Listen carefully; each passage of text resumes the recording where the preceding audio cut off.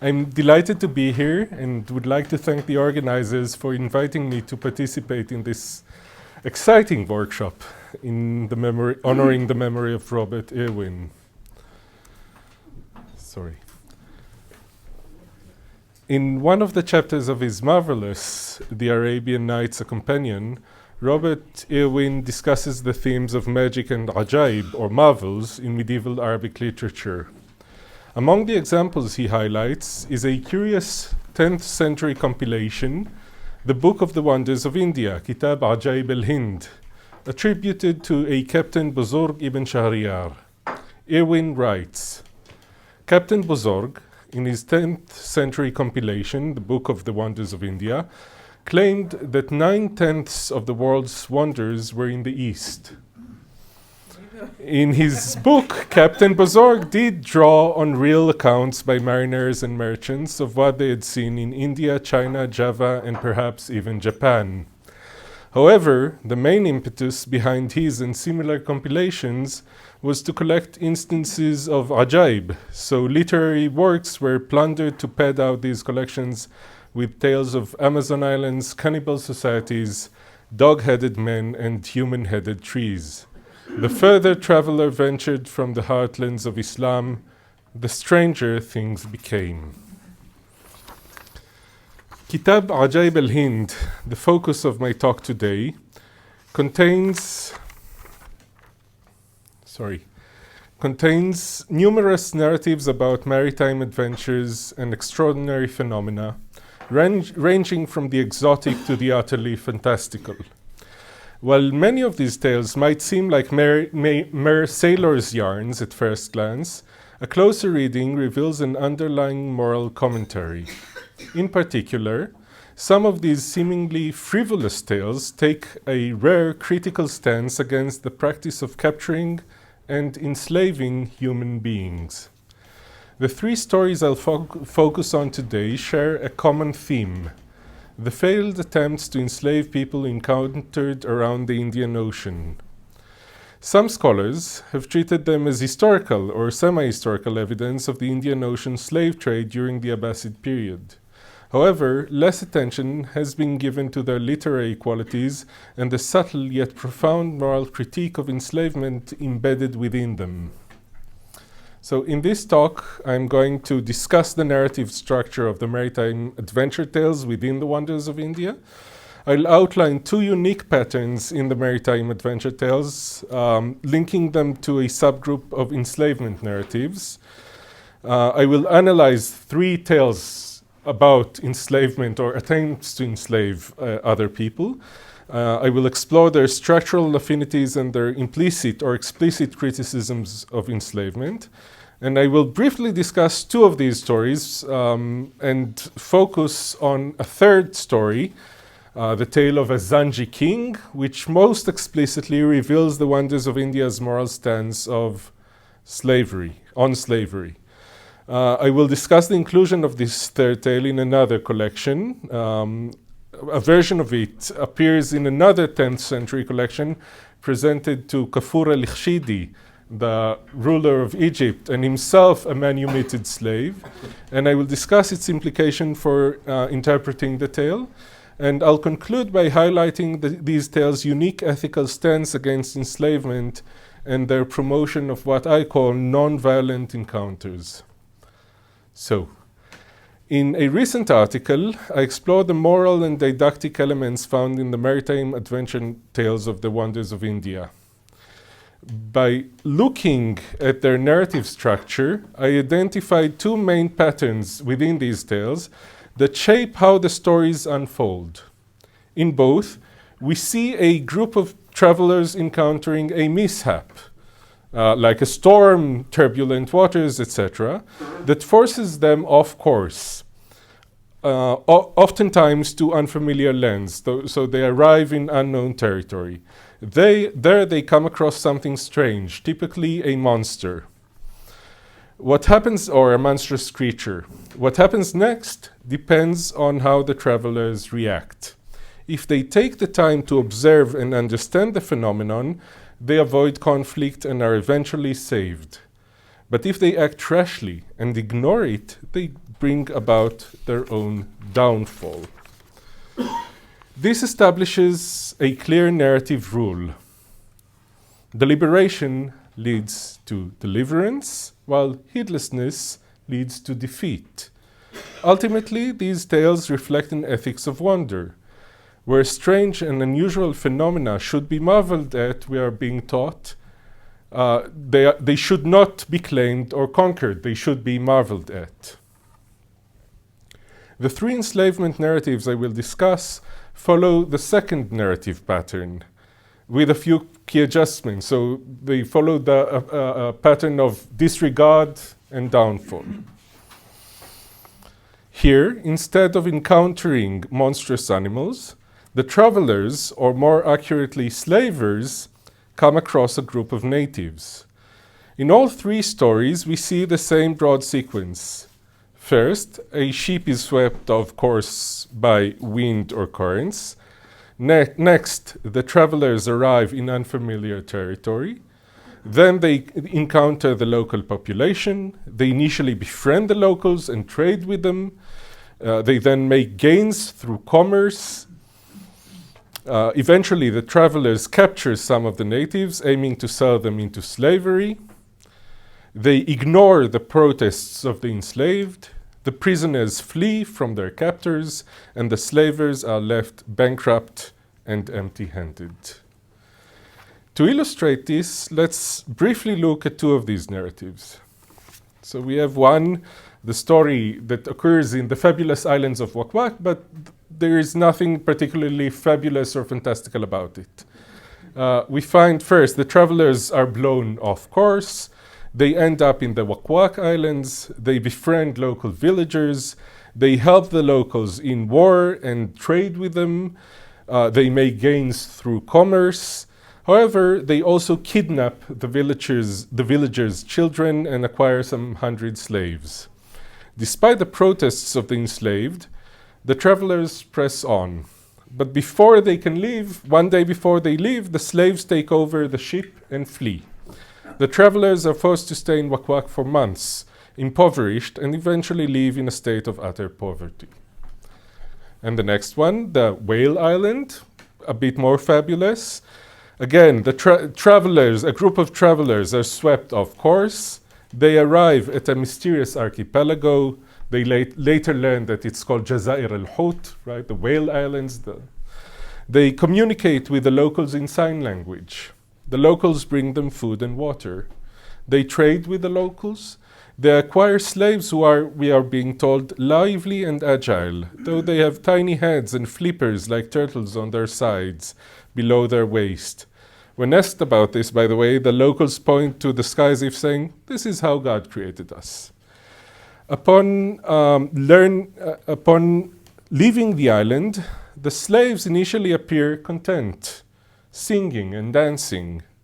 But when the travelers are distracted, the enslaved leap into the ocean and escape. The description is that they jump to the water like locusts, or like grasshoppers, if you will. When the travelers are distracted, the enslaved leap into the ocean and escape, and returning to India, the travelers recoup only a tenth of their initial investment. So both tales share a similar structure. Despite different settings, one seemingly historical, the other fantastical, both portray the travelers' greed, which leads to their ruin. The initial cooperation brings success, but their betrayal and enslavement of the locals ends in disaster, emphasizing a clear moral lesson. Cooperation yields prosperity, while enslavement leads to downfall. However, while these two tales offer implicit moral critique, it is in the third and most elaborate narrative, the tale of the Zanji king, that we see this message made explicit. Let's turn to that next, and please bear with me. So, the story goes. The third and final story concerns a merchant called Ismail Lawaihi, who in 310 Hijri 922 set sail from Oman, intending to reach Kanbalu, Pemba Island, of the eastern shore of Africa. His ship is blown off course to Sofala Tezanj, Sofala in modern-day Mozambique. Fearing the locals, who were rumored to be cannibals, he and his companions prayed and purified themselves. They were taken to the local king. The king allowed them to trade. They made handsome profits, and upon leaving, they kidnapped the king and his companions. The king implored them to bring him back. They ignored. They sold the king and his companions in Oman. Next, 5 years later, in 315-927, Ismail Awaihi and his men returned to Sofala Tezanj again by mistake. They were again blown off course. They encountered the same king. It was as if, we are being told, as if they had only parted from him moments before. وَإِذَا بِذَلِكَ الْمَلِكِ بِعَيْنِهِ etc. جَلِسٌ عَلَى سَرِيرٍ كَأَنَّ فَرَقْنَاهُ السَّاعَةَ. The king forgave them, but refused the gift they offered him, saying that their property was haram. They traded again, making handsome profits. Before leaving, Ismail Awaihi asked the king how he returned home. The king told Ismail Awaihi, his first master, after being sold in Oman, took him to Basra, where he learned the basic tenets of Islam. His second master took him to Baghdad, where he learned classical Arabic, tafasahtu, read the Quran, prayed in a mosque, and even saw the Caliph al-Muqtadar. Against his master's will, he joined a group of pilgrims on the way to the Hajj. They gifted him with ihram garments and taught him the manasik al-Hajj, which he performed with them. He then joined the caravan and traveled to Egypt. Following the Nile, up the Nile, while concealing his identity along the way, he finally returned home. His people waited for his return, and his throne remained vacant. This all had happened a month before the king recounted the traders. The king was happy because of God's grace, by which he and his subject embraced Islam. He forgave the merchants because their actions led him to Islam. His only regret was going on the Hajj without his master's permission. The king asked the travelers to tell other Muslims they were welcome in his country, since he and his people were now their brothers in faith. However, he refused this time to accompany the travelers to their ship for obvious reasons. The travelers took their leaves. So, this tale, with its specific dates, place names, and reference to a caliph, al-Muqtadar, has the highest degree of historical verisimilitude among the three stories. It grounds the narrative in a recognizable geographical space from Eastern Africa to Oman, Iraq, and Egypt, reflecting the historical reality of enslaved East Africans, particularly Bantu peoples, are collectively referred to as Zanj in historical sources. It's likely that the Zanj rebellion, which occurred a few decades prior to these events, still resonated with the author of The Wonders of India and its early audience.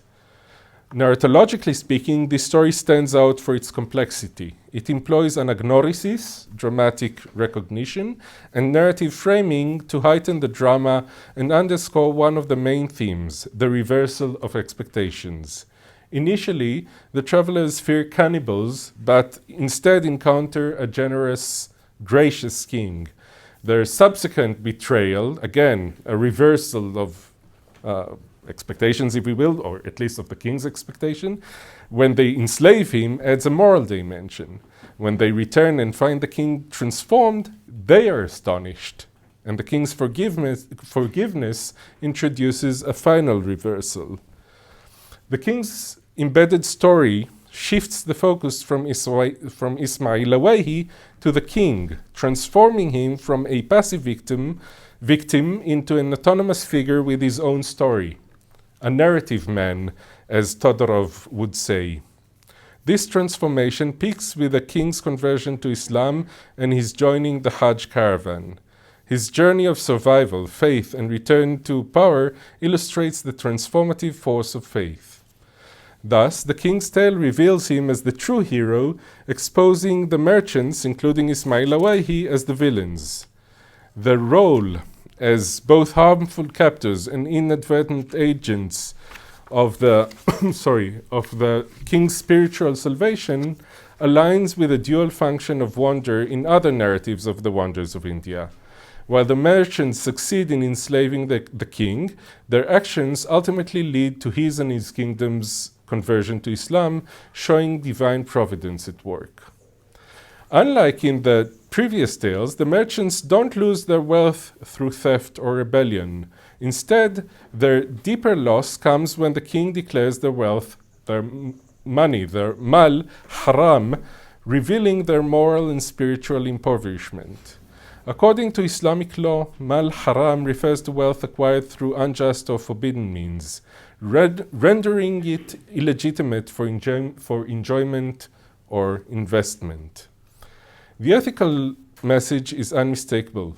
Illicit gains, including those derived from enslavement, results in both spiritual and financial ruin.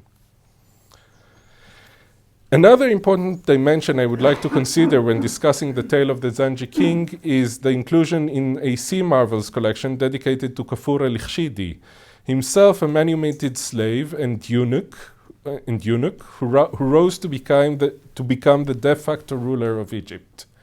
This collection, titled Sahih min Akhbar al-Bihar wa ʿAjā'ibiha, Authentic Reports on the Seas and Their Marvels, was reportedly compiled by Abu Imran Musa ibn Rabah al-Awsi and presented to Kafur himself. Although the work has not survived as a standalone text, its contents, which largely overlap with the wonders of India, were preserved in Ibn Fadlala al-Omari's encyclopedic Masalik al-Absar fi Mamalik al-Amsar. So you can see here what al-Omari says about it. Kafur's own background adds a unique resonance to this story. Captured in Nubia and sold to Muhammad ibn Tughj al-Ikhshid, he rose through the ranks to wield political and military power. After al-Ikhshid's death, Kafur effectively governed Egypt and eventually declared himself ruler in 355-966. Given these biographical parallels, it is plausible that Kafur, if he read this tale, would have seen himself reflected in the Zanji king. Both were enslaved, converted to Islam, and ultimately ascended to rule over their respective lands, leading them to prosperity.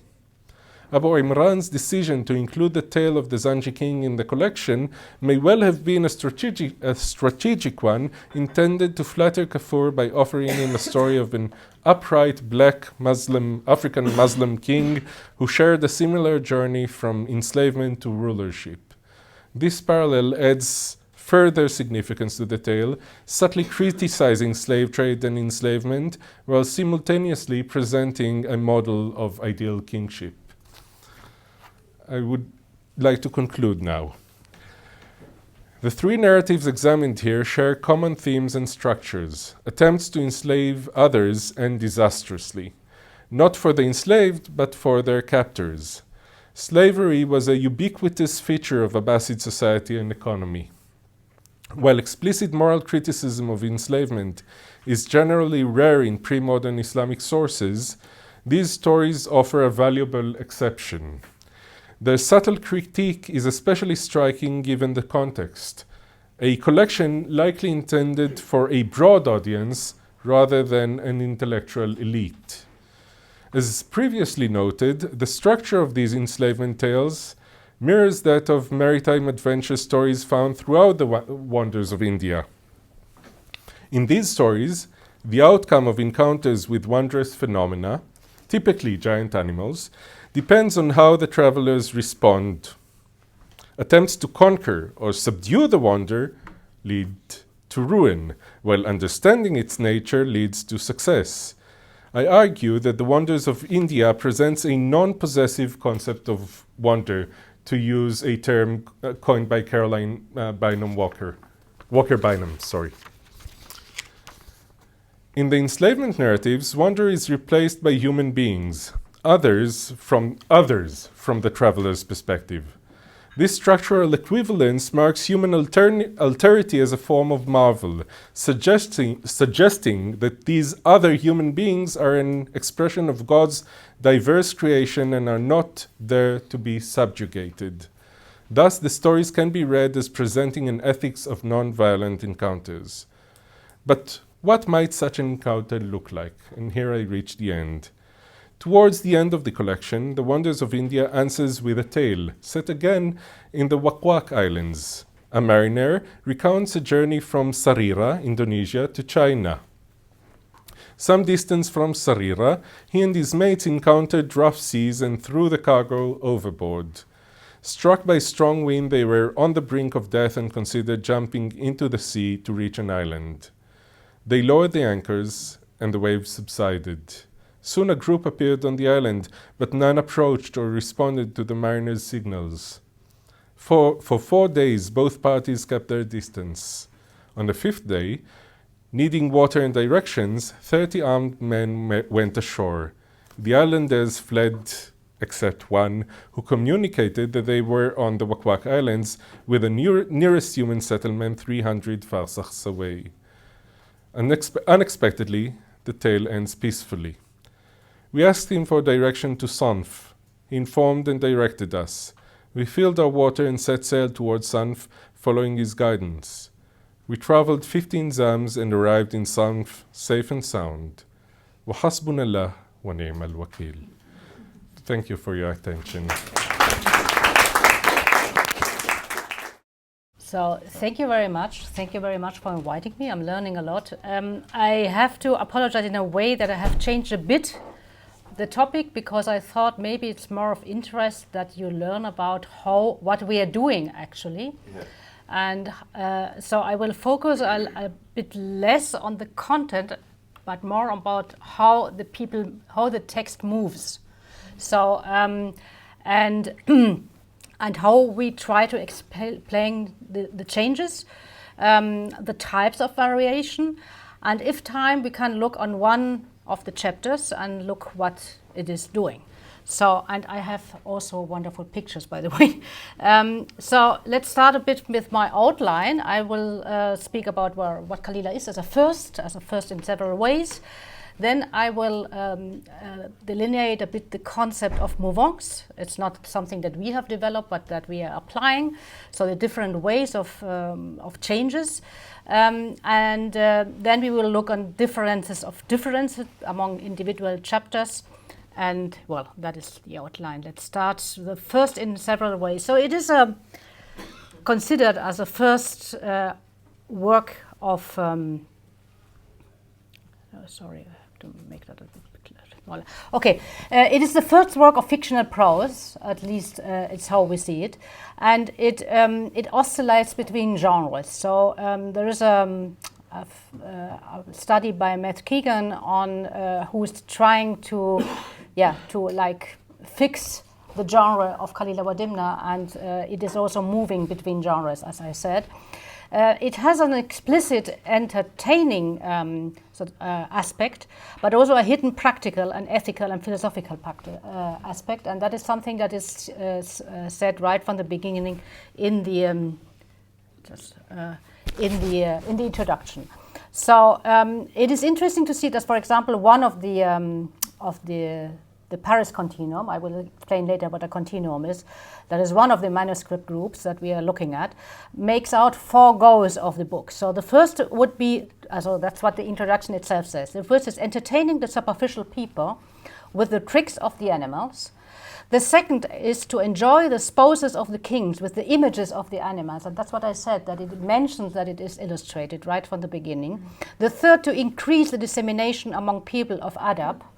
And the fourth is dedicated to philosophers. So you see from the beginning it is presented as a book that has several levels.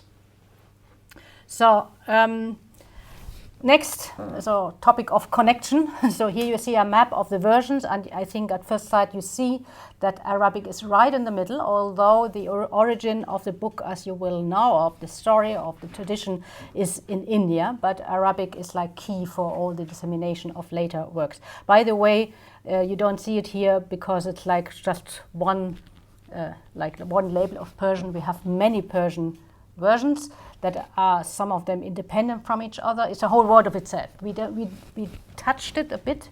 We have Theo Beers with us, but he's just looking at one of the versions, and I think it would be worthwhile to look at all of them together and how they behave. So if you look at the language layer, so just to have a big look, so it is, first of all, goes back to various Indian text tradition, which in itself are universes. That is the Mahabharata, that is the Panchatantra, and the legend of Chandapradotya. I'm not clear, but and many of them are lost. So we have the Panchatantra, we have the Mahabharata, but they are very complicated. Have in itself very complicated textual history. We have a Middle Persian that was lost. This Middle Persian was translated by Ibn al-Muqaffa, who is one of the Basra gang, as I said. So it's like the senior of the whole group of people that later on were the Barmakids and so on. And this Arabic version, I have to disappoint you, is not preserved as such. What we have is much later manuscripts that are not this one. So you will read here and there that the Ibn al-Muqaffa version is there, but we don't have that really.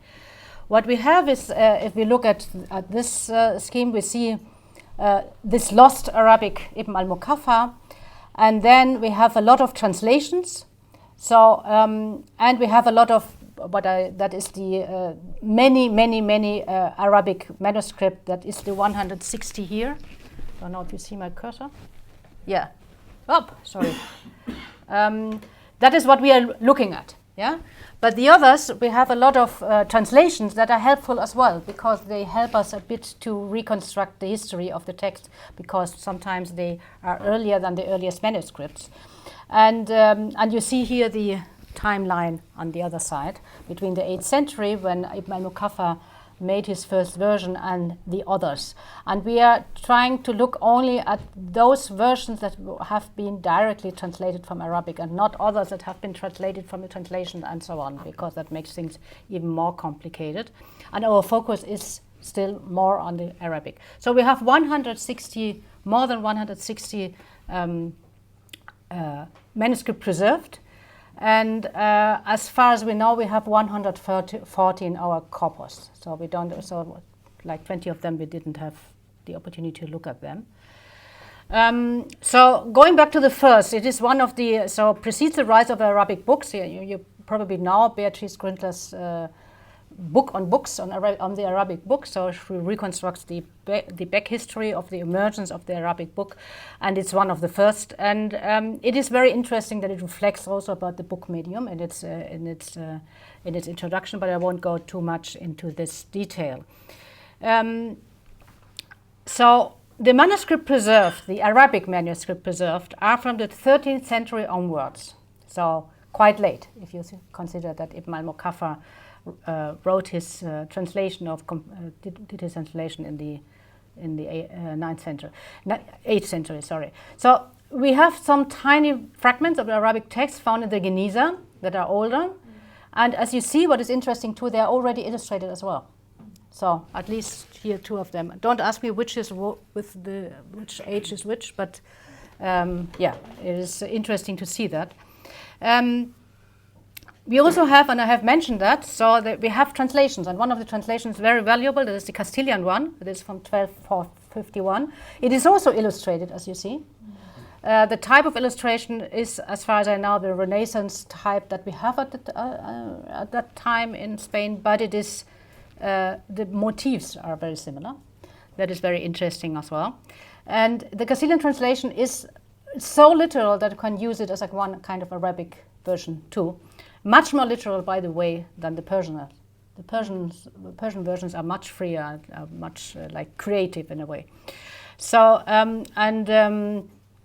what is interesting as well is that this Castilian version is let's say an example of the so-called Iberian continuum, the Iberian group, which is the one that later on spread to Europe, because that is not that the Castilian was translated, but the same like family of versions came through Hebrew into Latin, and if you make it into Latin, then you have done it in Europe, like if you have made it into Arabic, you have. So they're like key languages that you need, not Castilian. So here you see, for example, one of the like Arabic versions of the Iberian continuum. That is, in this case, it is a later copy of an early manuscript that was from 747, also in Common Age 1346, and also illustrated, as you see. Here, just mentioning the Persian version, the one of Munshi, that's the one Theo Bers is working on. What is interesting here, for example, that you see that it is not really a translation, it is a translation, but it has, for example, a lot of Arabic quotations that are held in red, as you see here.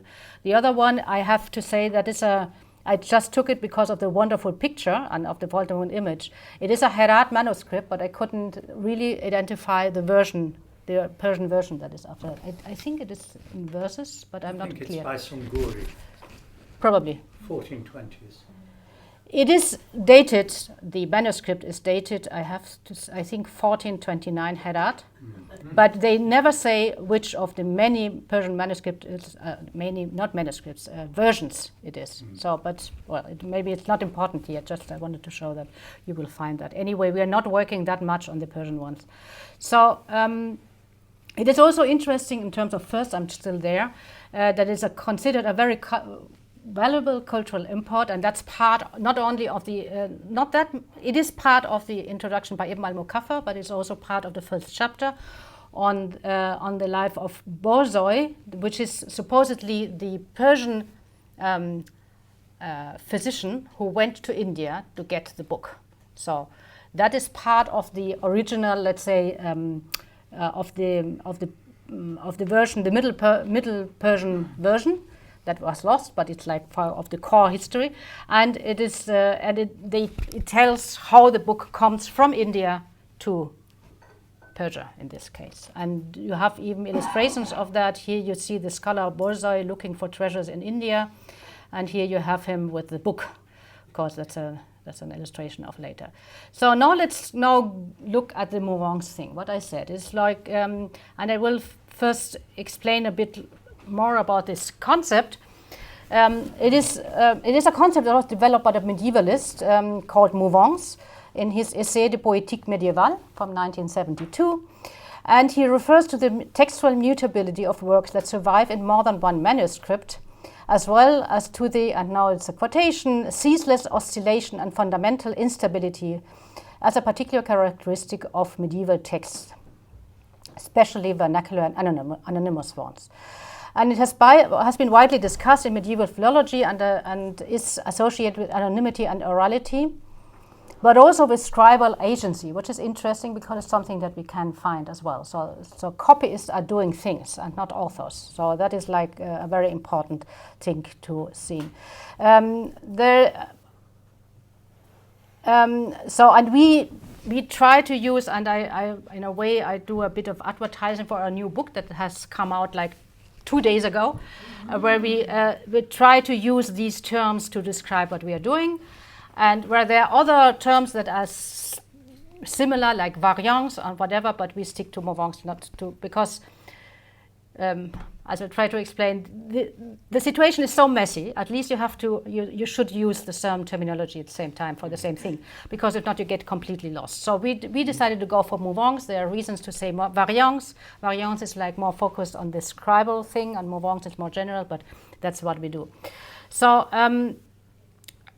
it has to be said that it has been used much more for medieval texts. It is just in the beginning of being used for text in Arabic, probably in Persian as well. So for the many texts that have been transmitted by the controlled scholarly methods of traditional philology, you can like use a bit more the Lachmanian traditional way. But texts like these, like Kalila wa Dimna, that behave, that are moving a lot, this concept is like very suitable. Beatrice Grundler is, and I says that that has to do with the lack of scholarly control. So you have like this madrasa way of transmitting text, and that has a lot of control that tries to make the text as stable as possible, and we know all the addition and system and so on. But there are texts that do not behave like that, and they are not used like that, and Kalila wa Dimna is one of them.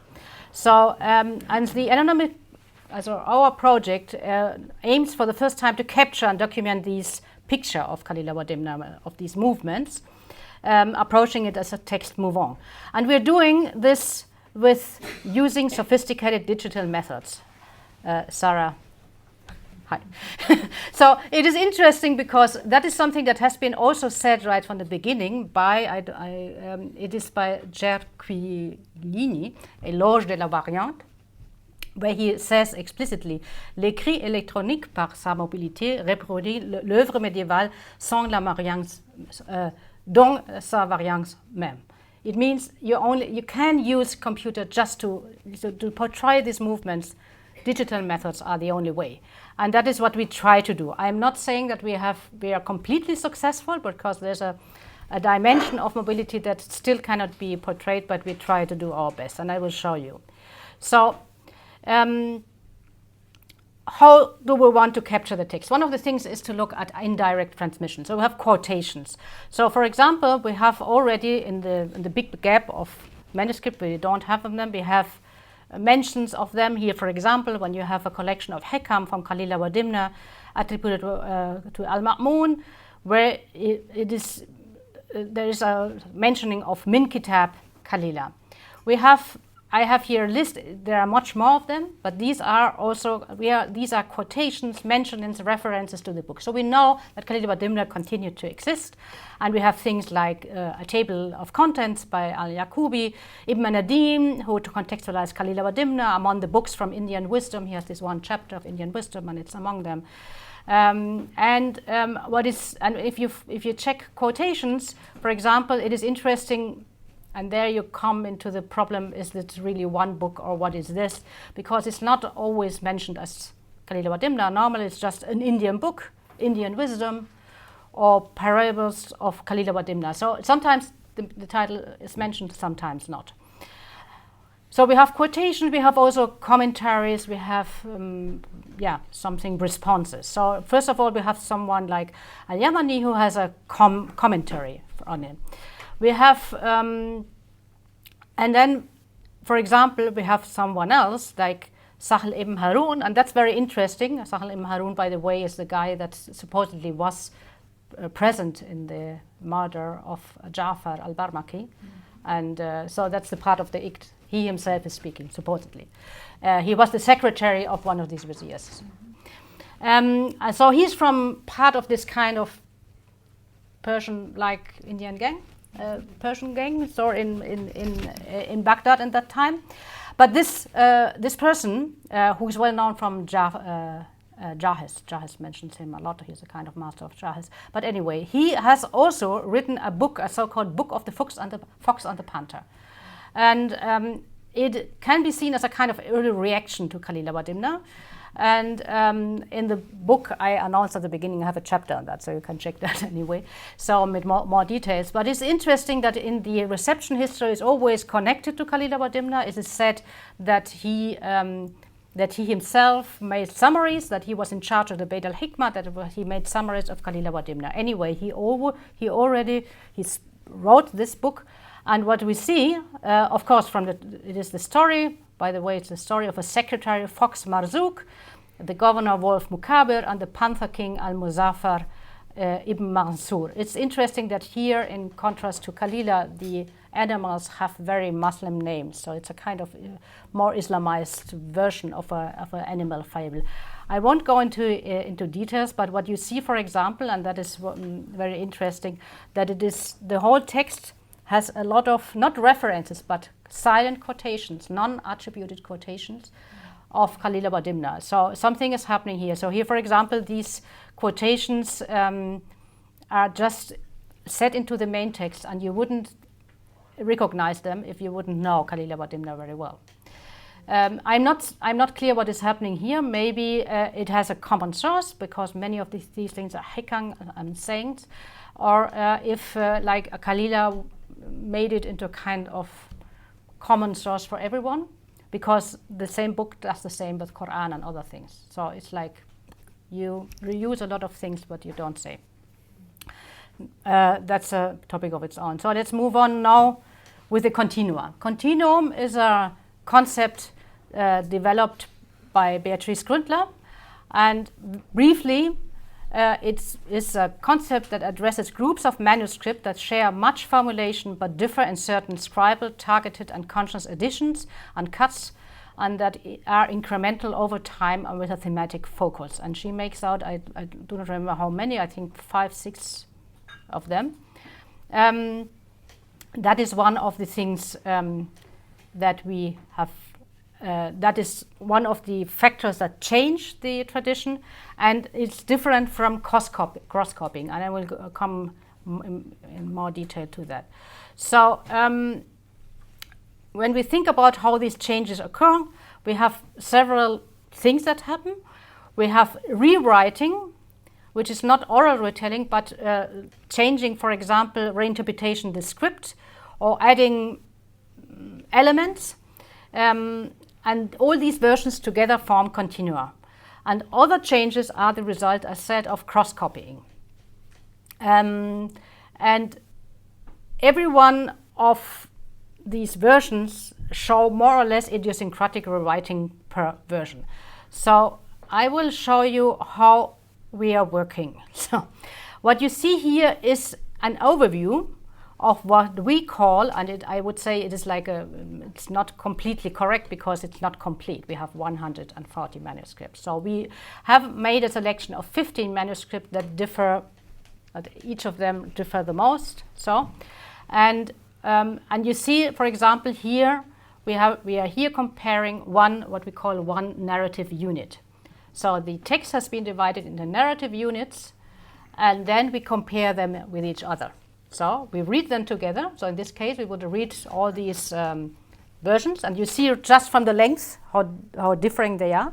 They all treat the same topic. You see it on the top. That is like we can later look more on the detail, but it's one. The story is I don't see here. It is Rat points out the common problem. So it's like part of the mouse and cat thing.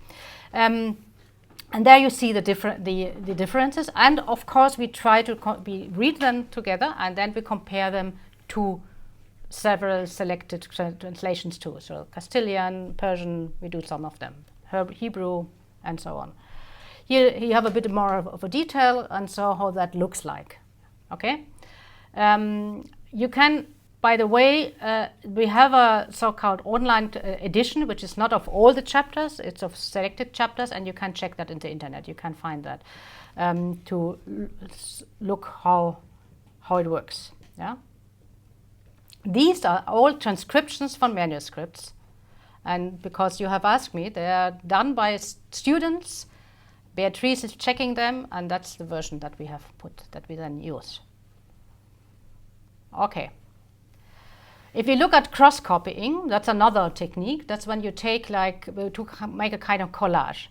And on the one hand, we have cross-copying of the structural scale of the book. So, for example, when in this case we have a manuscript with 2 versions of the preface of Ibn al-Mukaffar are in one on the same manuscript. And so here you have, here it has, after the preface of Ali Shah, one version of the preface of Ibn al-Mukaffar, that is close to the so-called Paris continuum. So, and then it continues with the second one. Then follows another version of the preface of Ibn al-Mukaffar. And so the copy is switched Vorlagen in the intervening preface of the long bold. So you see here how it is working in this case. So that is at a structural level. So here you have both sides together. So what is much more intense is when you have cross-copying at the small grain scale within the chapter by intercalating passages from various versions to enrich the plot. That is what we are detecting when we read closely every one of the chapters. We are reading, I think we have now read like after 5 years, we have read like 3 or 4 of them. So that's how long it takes, and we are like 10 people. So so I show you now examples from one chapter that is a kind of map of the edition that represent the segments of the narrative as small boxes. And we take in this case the so-called the chapter "The Lion and the Jackal," which is one of the more like one of the chapters that moves a lot. Yeah, it's from the Mahabharata, by the way. So what you see here is a map of the narrative segment in the chapter of Lion and Jackal, and you see here, and when we do it here, you see that this line, this Paris, for example, 3471, has the largest number of segments because it takes segments from other places. Okay? Here you have a kind of similar text, and I will explain later why probably these are the more moving chapters. That's of Dimna's trial. And here you have, like here also, that one of the manuscripts has a relatively large number of segments reuniting those of diverse other versions. And so in a way, what is happening and what we are seeing is that every manuscript has its own character. And that can be attributed, it's mostly to be attributed to the scribe, to the copyist, these authorial copyists who do things with the text. So sometimes we have very literal copies, but normally we have very active copyists who really intervene a lot. And it is just to give you a kind of general idea about that. These are the factors that change the text. We have other factors that stabilize the text. And what is very interesting, we have stabilizing in print. What does that mean? So we have here the first European scholarly edition by Sylvestre de Saussy was then printed by the Bulak Press, and then we have a lot of copies, handwritten copies of Bulak Press version that circulates in the 19th century. So we have handwritten copies of printed versions. So that took a while until we discovered that, but that makes things also, would say, complicated in a way. Anyway, we have a lot of, we have to say that generally speaking, most of the manuscripts are very late. So most of the majority of manuscripts are from the 18th, 19th century, and some of them, I think, even from the 20s. So if you look at the differences among individual chapters, so it means so that there are chapters like this one that are particularly move a lot. And you see on so here a graphic overview of the behavior of one of the most flexible ones, the lion and the jackal. So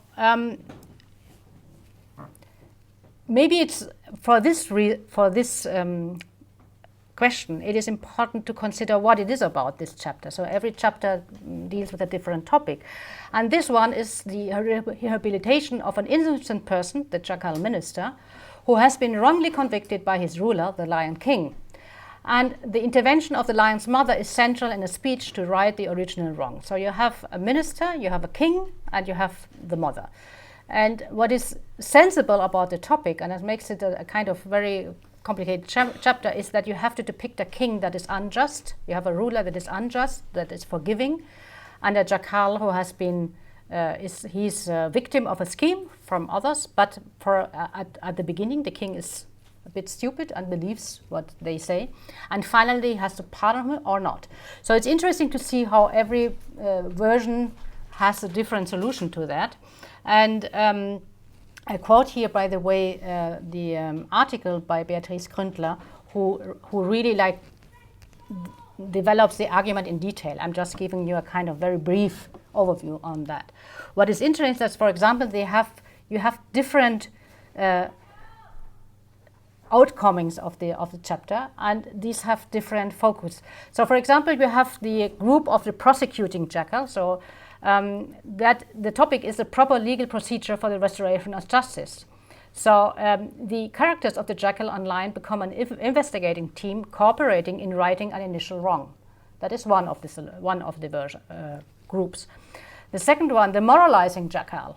So the focus lies on a king's error of judgment and a respected courtier's admonishment of and later forgiveness for the king. This consolation recalls the harangues, ascetics or preachers delivered to caliphs in early Islamic times. So it's interesting to see when one version, for example, has a very large section where the jackal makes a long list on how a king has to behave and all these things. So it depends on every version what they do. Then you have the repenting and forgiving king. So this version has the king interact with the jackal on level ground. It is about an interpersonal relationship in which the king's higher rank is de-emphasized, most visible in the king's pleading with the jackal to forgive his sin. So the jackal's guilt or innocence is out of focus toward the chapter's end, whereas the king's error, his correction of it, and his apology take center stage. Then you have the courtier's repeated refusal. Both are equally insistent until the king succeeds to retain him, and the concluding summary departs from others in making slander by jealous competitors, and king's repair of the damage is it caused the core message of this version. And then you have also a version where the jackal is not reconciled. And retains a long list of people mistreated by kings, has a long list of people that are mistreated by kings. They must no longer trust, enumerated by the jackal, who counts himself among them. Here the jackal draws the consequences of the king's unreliability. He departs to the desert, ignoring the king's assurances of trust in him and affection for him. So you have all these different approaches to the story. It is also interesting to look at how the translations work with. So for the Castilian version is this one. You have the repenting king, you have the remorseful king, but at the same time you can look at the magnanimous king. So he's you get a lot of space for the king who is thus forgiving. It is also interesting to look at the figure of the mother. So the queen's mother, who actually is the hero of the story, because she's the one who really convinced her son to to bring him back and do not believe the schemers. That is, for example, the Castilian one. But for example, the Mahabharata has this one. So that's the when you want to, you would say it is the original in a way. But the interesting thing is that the Arabic version is very late. So two different versions independently came up with the same solution, where you see that it is where the emphasis is put on the king as a wrongdoer. Yeah, that is just to show a bit what the different versions could be. I'm coming to an end. I just wanted to. You have a picture of the mother here, the jackal, and the line. Here, by the way, that is something in Kalila one is very specific. They are very connected to the text. You have legends where they say what is depicted there, and it is normally connected to the text. It's and yeah, to be continued as here a thank you, and maybe in the last slide here I have a list of bibliography that might be of interest. And as I said, the second thing what is mentioned here, that is the book that came out 2 days ago, and we have several chapters of many of these topics and more details, because just a kind of overview. That's it. Thank you.